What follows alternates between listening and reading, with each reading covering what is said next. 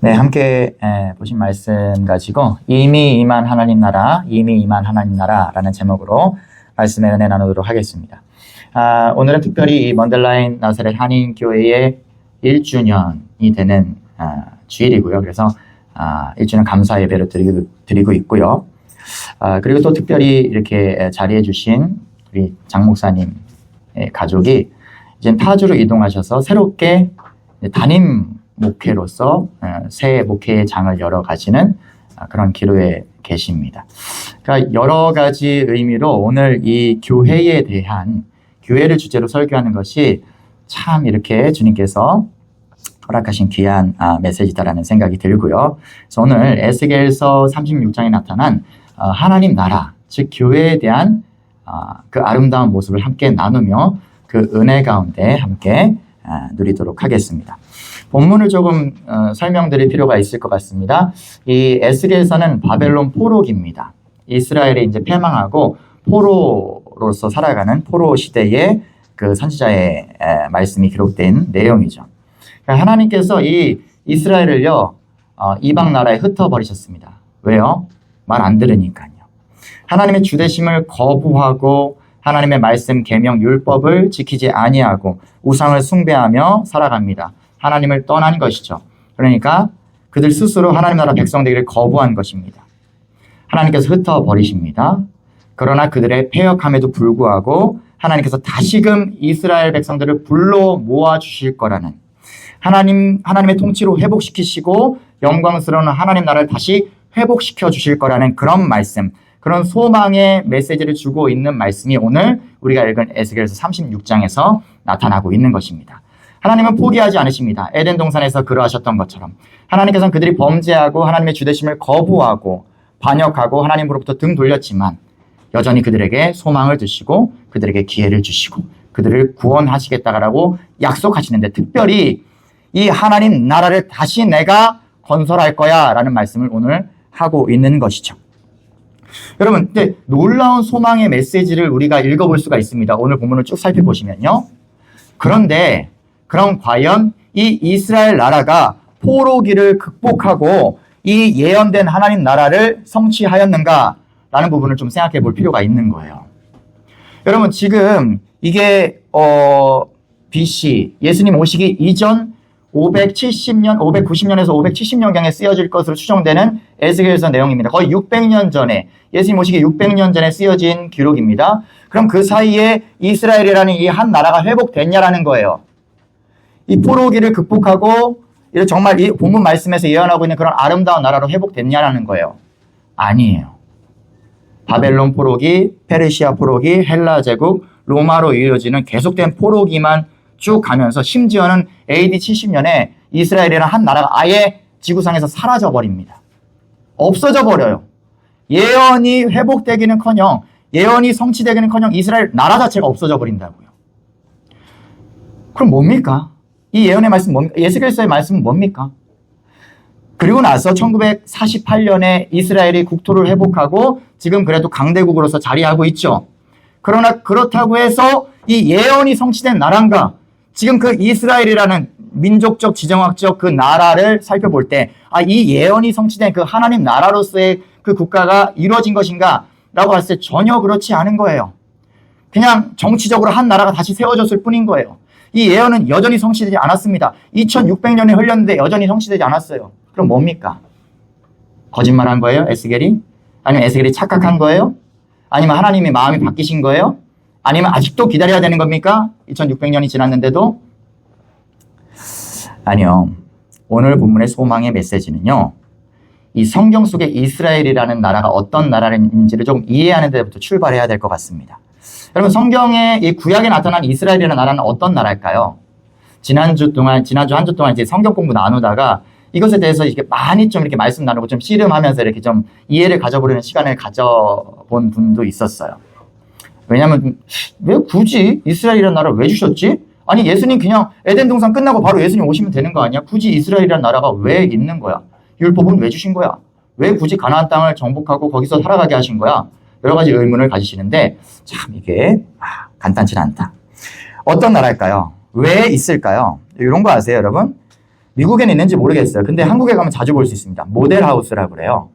이제 집이 지어지기 전에 이런 집이 지어질 거야, 이런 구조와 형태를 가진 집이 지어질 거야 라는 모델하우스라는 것을 한 사람들이 많이 다니는 도심 한가운데 딱 지어놓고서요, 가건물로 짓는 것이죠. 금방 부실 수 있는 모델하우스를 지어놓고 사람들이 와서 이렇게 보게 하는 거예요. 앞으로 우리가 지을 집이 이런 집입니다. 이런 형태와 구조를 가지고 있습니다. 사람들은 실제적인 그 집을 보지만 거기서 살 수는 없습니다. 왜요? 진짜 집이 아니기 때문에요.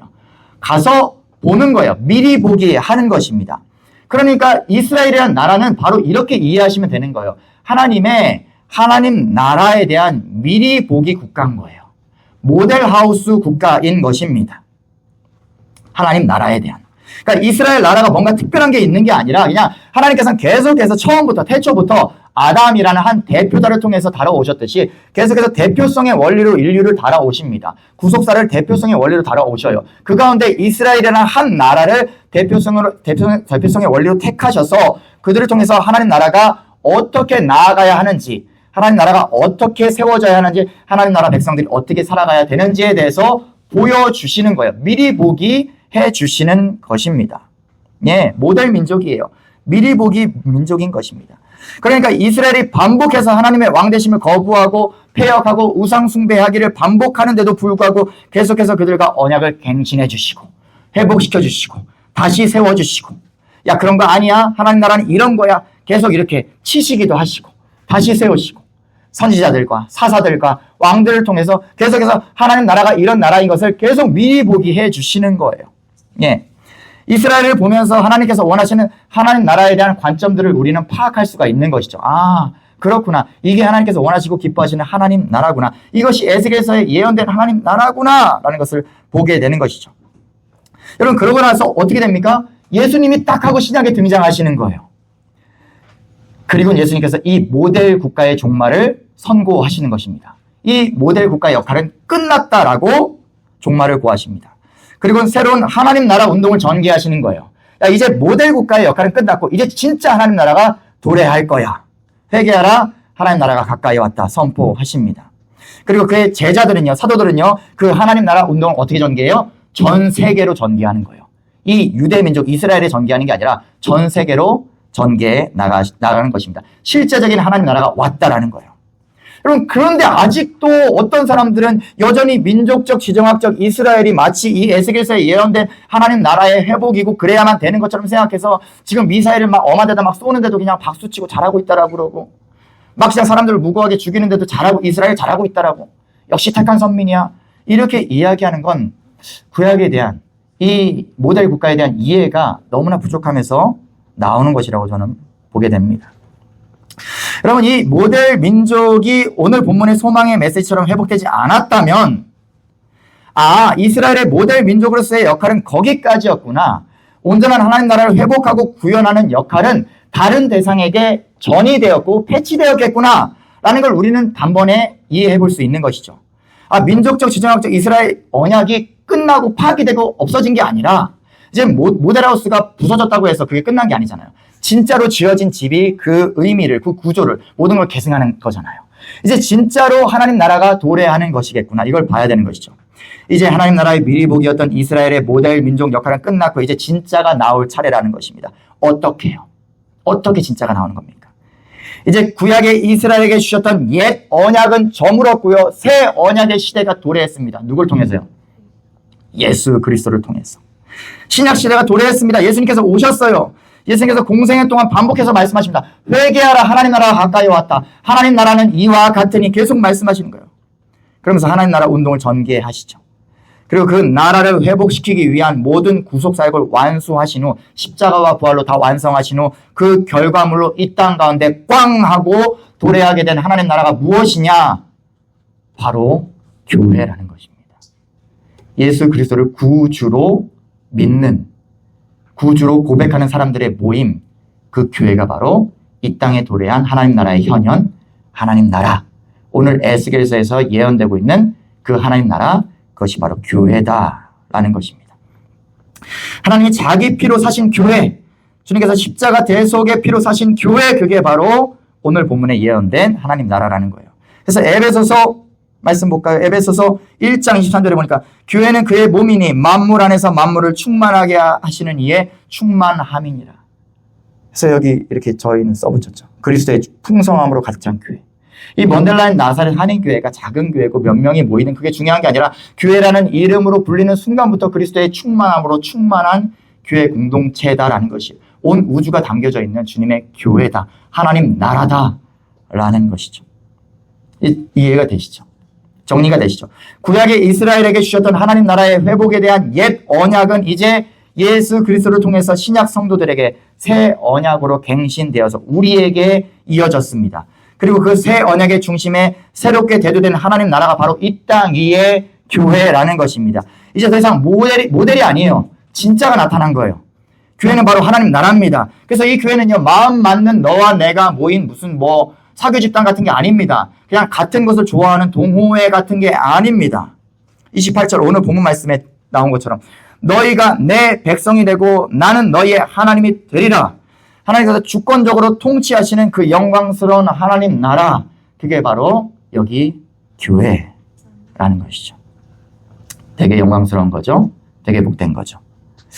자, 그래서 저는 오늘 이 에스겔서 말씀을 중심으로 교회가 어떤 곳인지, 완전히 이 성취될 이 예언의 이 교회가 어떤 모습인지를 세 가지로 한번 말씀드려 보려고 합니다. 첫 번째는요, 교회는 세상 나라에 대한 대안사회다라는 거예요.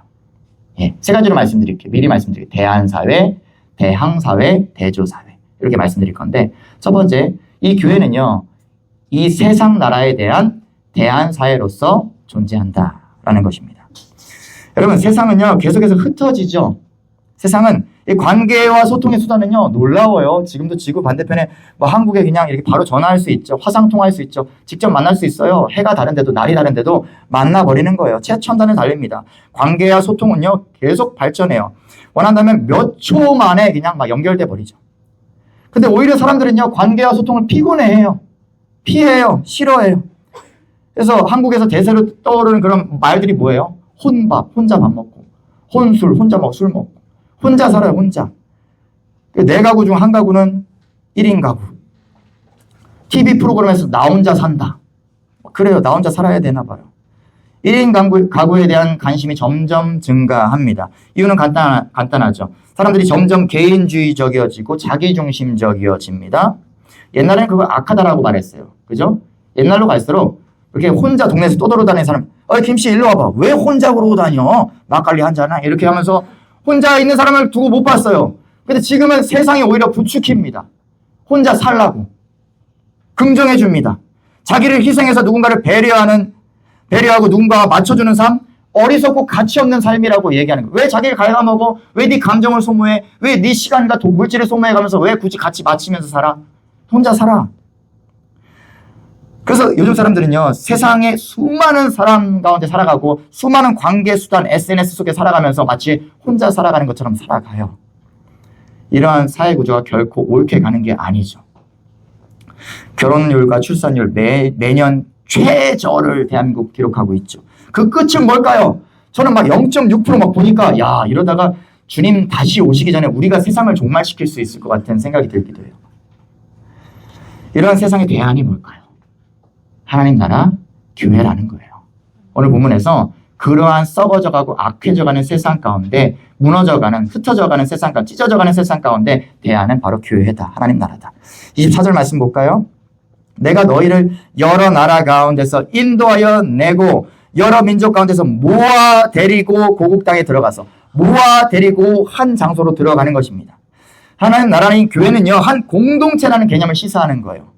공간적으로 한 공간, 이거 지금 우리처럼 한 공간 안에 모이는 공동체라는 거예요. 사도행전 2장에서 초대교회의 모습을 이렇게 표현합니다. 날마다 마음을 같이하여 성전에 모이기를 힘쓰고 집에서도 모여. 집에서 떡을 떼고 기쁨과 선전한 마음으로 같이 음식 나누고 우리가 하는 거잖아요. 교회가 하는 거예요. 초대교회 성도들은요, 날마다 모이기에 힘썼답니다. 날마다, 주일날만 모인 게 아니라 날마다 모였어요. 여러분, 교회는 흩어지기에 익숙한 공동체가 아닙니다. 많은 목사님들이 주일날 은혜 받아서 흩어져서 세상 가운데서 그리스도의 영향력을 나타내야 됩니다. 그게 우리의 본질입니다. 라고 말하지만 그것도 동의합니다. 그러나 그게 본질은 아니에요. 우리는 모이는 사람들입니다. 교회로 더 모여야 되는 공동체인 거예요. 교회가 우리의 본성이에요. 교회적 자아로 살아가는 게 우리입니다. 여러분, 저도 대문자 I입니다. 그 MBTI 안 해봤지만 뭐 그냥 안 해봐도 알 것 같아요. I예요, 저는. 사람 만나는 거 귀찮고요. 피곤하고요. 싫어요. 혼자 있는 시간이 제일 좋습니다. 예. 그런 사람임에도 불구하고 이 교회의 정체성을 알기 때문에, 교회적 자아가 구원받은 사람의 자아인 것을 알기 때문에 부득불 저는 모이기를 힘쓰고자 하는 것입니다. 교회 공동체 가운데 계속해서 함께하고 싶고 같이 식사 나누고 싶고, 그게 우리의 본질이고 그게 교회의 모습이라는 걸 계속 말씀드리는 거예요. 여러분, 그 코로나가 한참 창궐했을 때 뭐 랜선 교회 이런 거 막 만드신 어떤 유명하신 은퇴하신 목사님이, 되게 유명하신 분인데, 이제는 이 시대는 이런 교회가 있어야 됩니다. 랜선 교회를 내가 이렇게 개척합니다 하면서, 랜선 교회, 인터넷으로 모이는 교회, 새로운 코로나 시대의 대안적 교회, 이렇게 말씀하십니다. 대안이 될 수 있을까요? 이게 대안이 될 수 있을까요? 하나님 나라, 세상 나라에 대한 대안으로서의 하나님 나라가 될 수 있을까요? 아니요. 예배 방편이 될 수는 있어요. 그죠? 불가피한 상황의 차선책 정도는 될 수 있습니다. 그러나 결코 본질적인 대안이 될 수 없습니다. 왜요? 인터넷은 우리의 전인격을 담지 못해요. 비인격적 악성 댓글 그러잖아. 인격 없이 그냥 막 말해버리는 게 인터넷 세상입니다. 그죠? 사람을 죽여버리죠, 말로. 그거는요, 우리의 영과 혼과 육이 담기지 않아요. 우리가 피지컬리 모여서 함께 예배해야 그게 하나님 나라의 교회 공동체라는 것입니다. 결코 그런 것이 대안이 될 수 없습니다. 여러분, 교회는 언제나 모이기를 힘쓰고 소통하기를 힘쓰는, 교제하기를 힘쓰는 공동체입니다. 여러분, 세상도요, 사회 문제를 해결하기 위해서 여러 대안들을 제시하죠.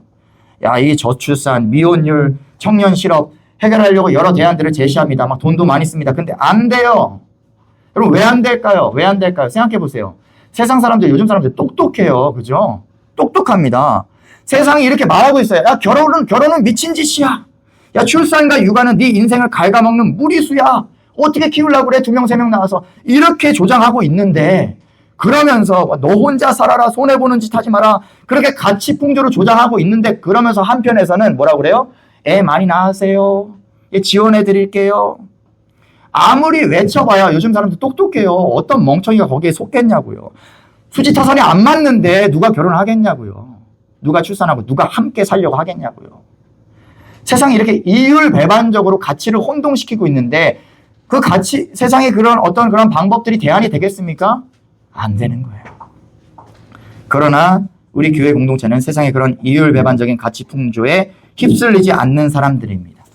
그렇게 세상의 사회 문제들을 헤쳐나가는 대안 사회로서 얼마든지 기능할 수 있다는 것입니다. 여러분, 어때요? 교회에 자꾸 모이니까 어떻게 돼요? 청년들이 눈 맞아서 결혼하는 거예요. 너무 좋은 기능이지 않습니까? 여러분, 애 낳고 살기 어렵다 하는데 저같이 가난한 목회자 가정에서 애 셋이나 낳고 잘 키우는 거예요. 행복하게 애들이 잘 자라나는 거예요. 그걸 이 지근거리에서 보는 거예요, 청년들이. 그럼 어떻게 되겠어? 살 수 있겠구나. 키울 수 있겠구나. 안 되는 거 아니구나. 이걸 보는 거예요. 믿음으로 용감하게 살아가는 집사님, 권사님들 보면 다음 세대들이 바라보고, 저렇게 믿음으로 살 수 있는 거구나. 볼 수 있는 거예요. 이게 바로 교회 공동체가 대안사회로서 기능하는 이 관점인 것입니다. 실체적이지 않아요? 여러분, 세상은 살기 좋아진다라고 말하지만 오히려 양극화는 계속 심해지죠.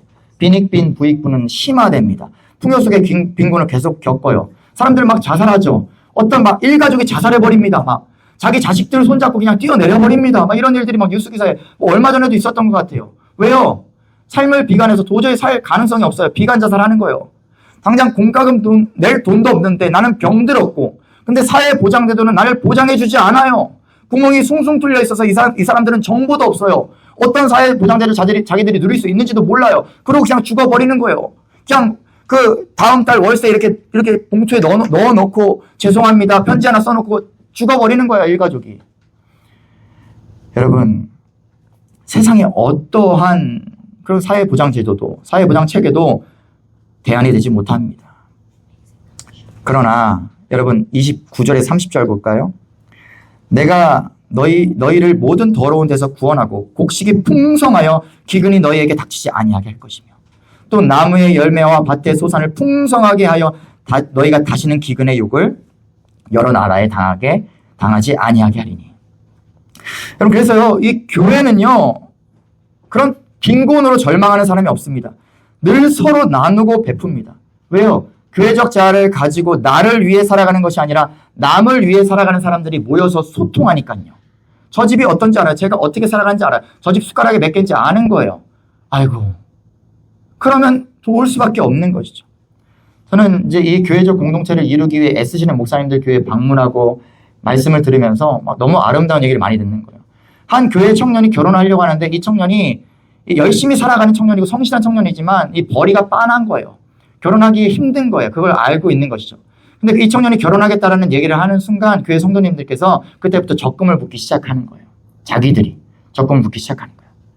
그리고 청년이 결혼할 즈음이 되었을 때 그에게 그 모아진 돈을 주면 이걸로 결혼하자고.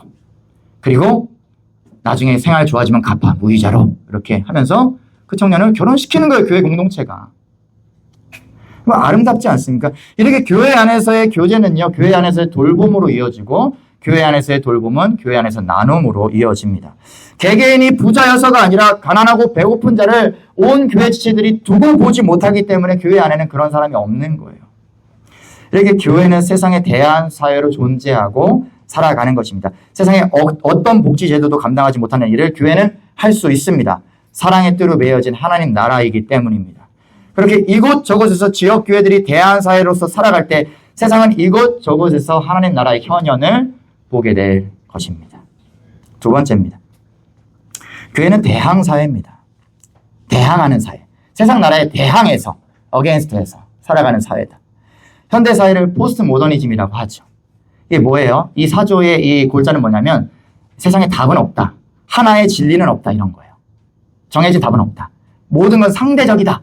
모든 규칙은 허물어져야 한다. 이게 포스트 모더니즘의 사조죠. 그래서 하나의 진리를 거부합니다. 그러니까 하나의 진리 딱 하면 우리는 뭐 생각나요? 성경 거부하는 거예요. 이런 진리 안 돼. 기존에 있던 질서 거부합니다. 정해진 답을 거부합니다. 모든 것을 상대적으로 바라보아야 됩니다. 너도 답이고 나도 답이야.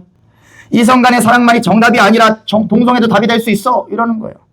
답이 하나면 재미없잖아. 진리 같은 고리타분한 얘기 하지 말자라는 것이죠. 그런데 놀랍게도 이런 세상에도 여전히 진리로 여겨지는 게 있어요. 뭘까요? 성경이요? 아니요. 돈이요. 돈은 동서고금막론하고 아무리 포스트 모더니즘이라도 세상의 진리입니다. 지금 시대가 모든 것에 대한 고정관념을 해체시키고 다르게 보고 새롭게 보아도요. 돈은 여전히 모든 사람들에게 최고의 가치, 변함없는 지고의 진리로 부동의 왕자를 차지하고 있습니다. 마태복음에 예수님이 이런 말씀하셔요. 한 사람이 두 주인을 섬기지 못할지니 혹 이를 미워하고 저를 사랑하거나 혹 이를 중히 여기고 저를 경히 여김이라. 너희가 하나님과 재물을 겸하여 섬기지 못한다 말씀하셔요. 두 주인 그리고 섬긴다라는 표현을 하셔요. 신격화하는 거예요. 너희가 하나님은 당연히 신이죠. 근데 재물 이 두 가지를 완전히 하나님과 동등된 위치에 놓고 신격화해버리는 거예요. 예수님께서 그렇게 표현하시는 거예요. 하나님과 재물을 겸하여 섬길 수 없다. 야, 너희가 하나님을 섬길 수도 있고 하나님을 왕으로 삼고 주인 삼고 섬길 수도 있고 이 맘몬이라고 하는 이 신을 이 재물을 주인 삼고 섬길 수도 있어. 하나님과 동등된 신격화시킨 위치에서 말하고 있습니다. 세상의 대부분의 사람들이 이 맘몬, 이 헬라어로 이제 재물이죠. 이걸 섬기며 살아갑니다. 여러분, 이것은요, 고대로부터 모든 사회 가운데 부동의 1위를 지켜온 우상인 거예요. 그리고 이 맘몬이라는 신은 사람들에게 행복을 가져다 줄 것처럼 그들을 유혹해서 섬기게 만듭니다. 그러나 결국 이 맘몬은요, 그 재물을 가지고 서로 미워하고 죽이고 빼앗게 만듭니다. 서로 전쟁하게 만듭니다. 세상의 모든 고통의 중심에 그 악한 우상이 있다라는 거예요. 그러나 이러한 세상의 우상에 대항하는 것이 바로 하나님 나라 교회라는 것입니다. 여러분 25절 볼까요? 맑은 물을 너희에게 뿌려서 너희를 정결하게 할 거야. 곧 너희 모든 더러운 입에서와 모든 우상 숭배에서 너희를 정결하게 할 거야. 세상의 악한 맘몬신을 섬기는 그 우상 숭배에서 너희를 건져낼 거야. 이제는 거룩한 백성으로서 그것을 숭배하지 아니하고 섬기지 아니고 하나님을 섬기는 자로 살아가게 할 거야.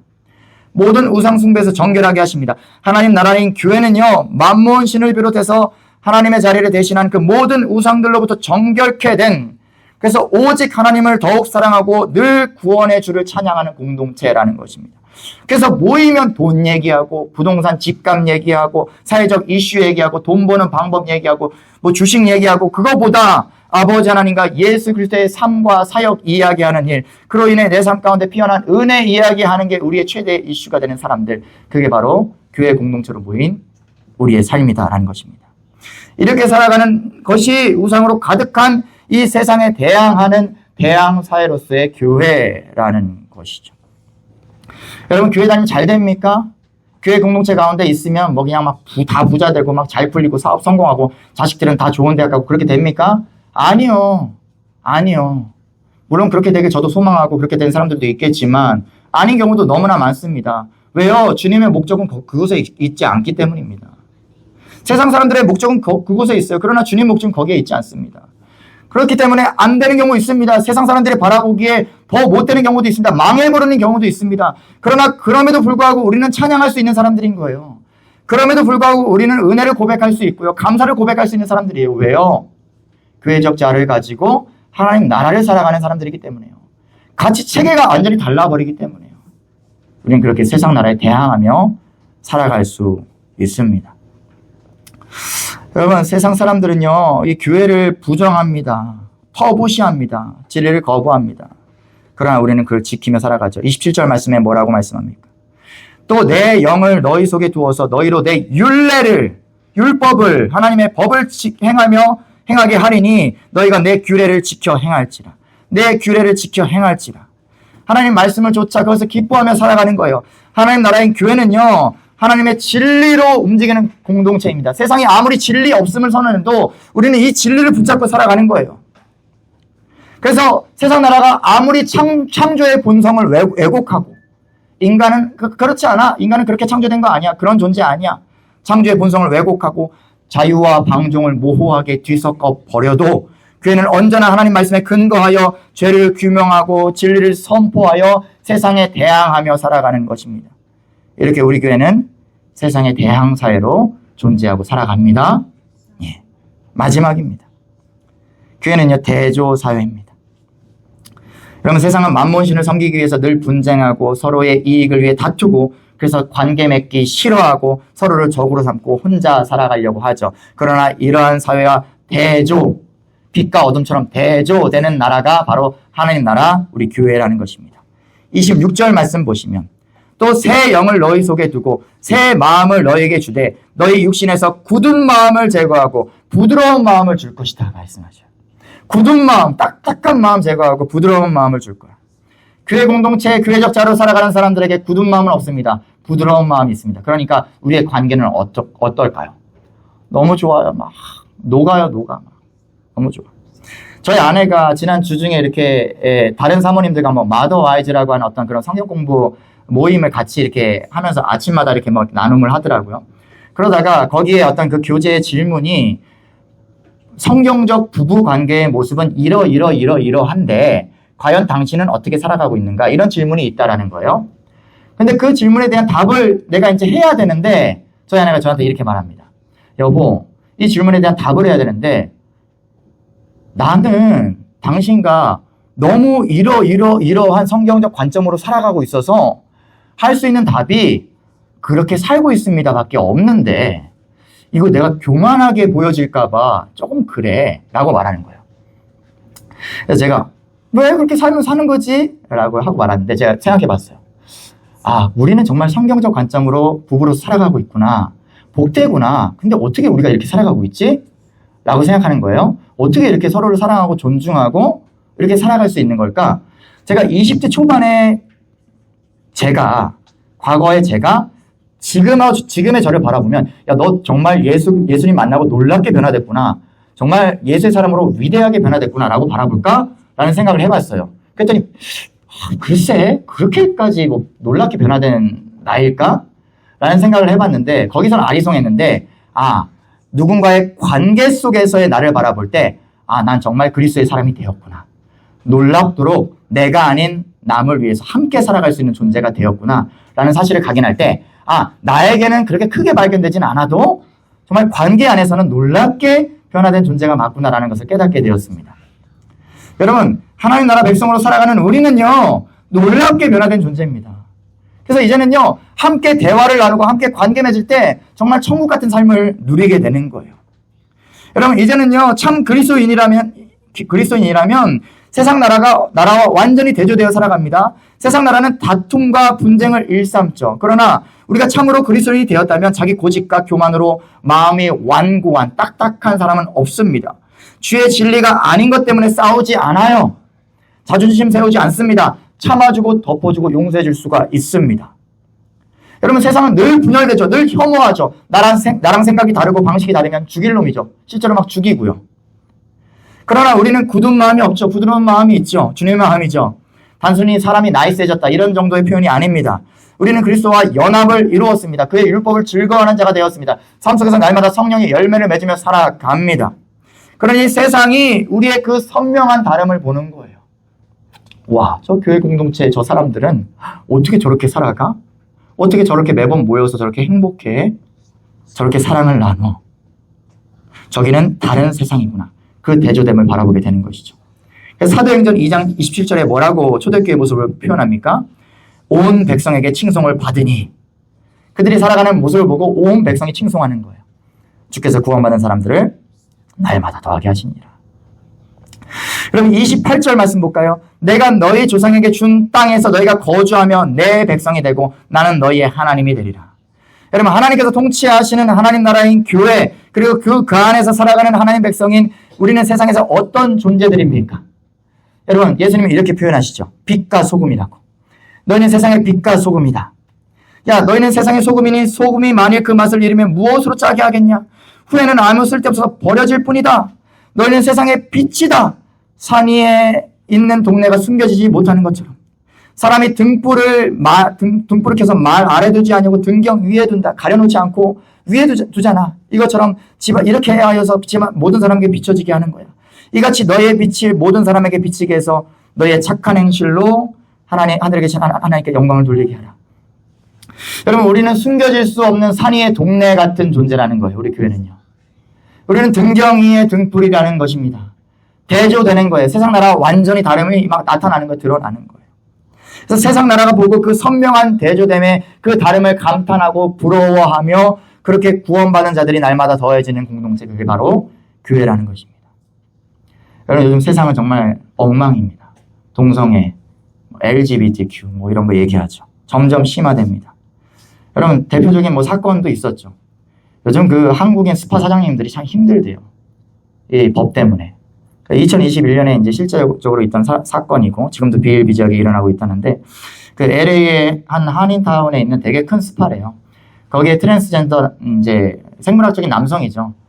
근데 이제 성전환도 안 했어요. 그러니까 생식기를 이렇게 수술하는 것도 아닙니다. 근데 그냥 나는 정서적 여성이야. 그리고 나 트랜스젠더야 하고 여탕에 들어간 것이죠. 난리가 났습니다.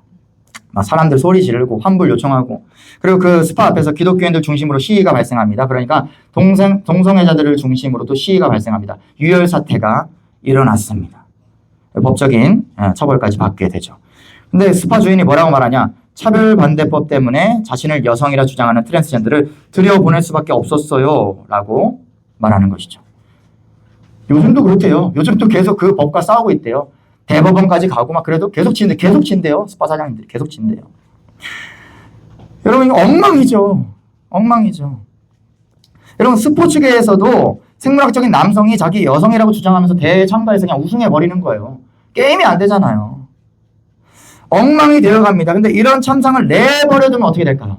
내버려두면 세상은 끝간데 없이 썩어져 갈 것입니다. 여러분, 그래서요, 한 교계 일각에서는 어떤 교회 지도자분들은 이런 말씀도 하셔요. 내버려둬라.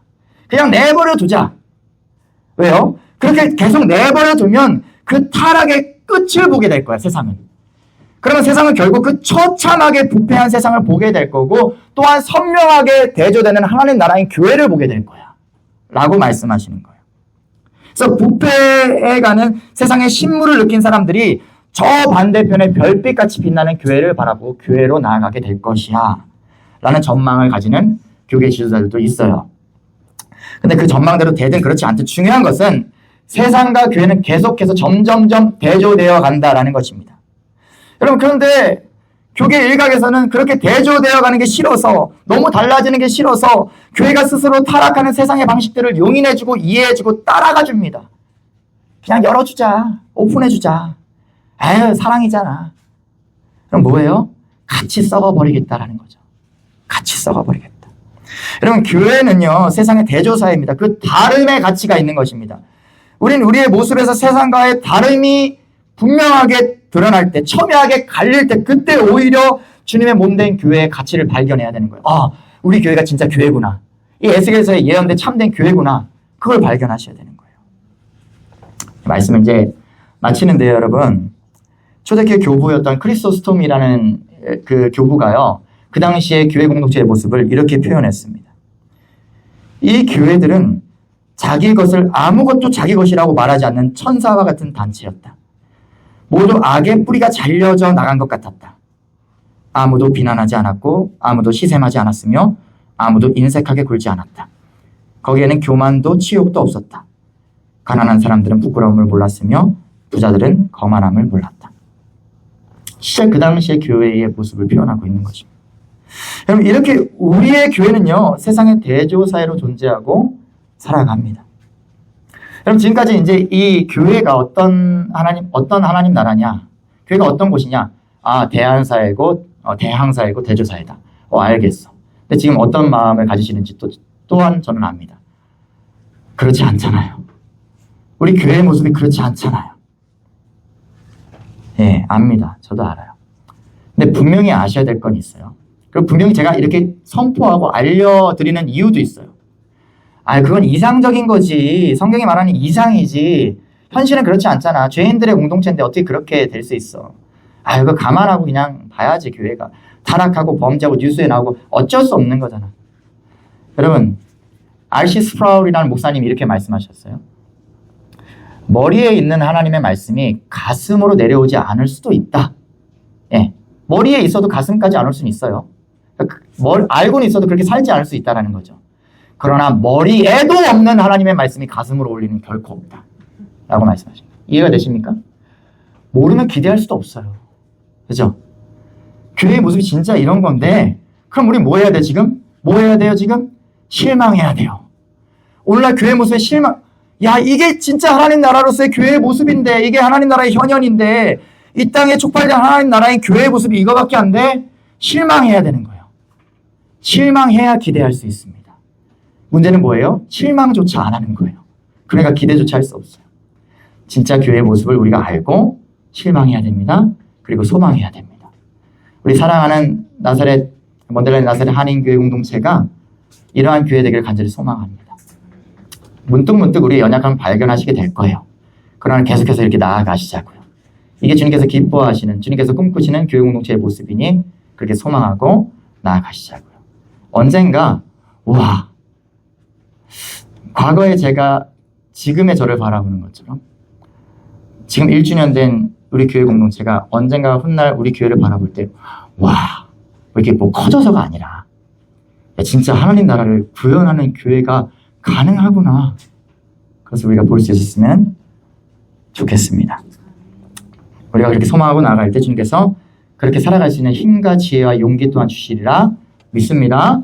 네, 마지막 결단으로 하시면서 찬양하실 때 이 교회라는 제목의 찬양 함께 하시며 소망으로 또 결단해 보시겠습니다.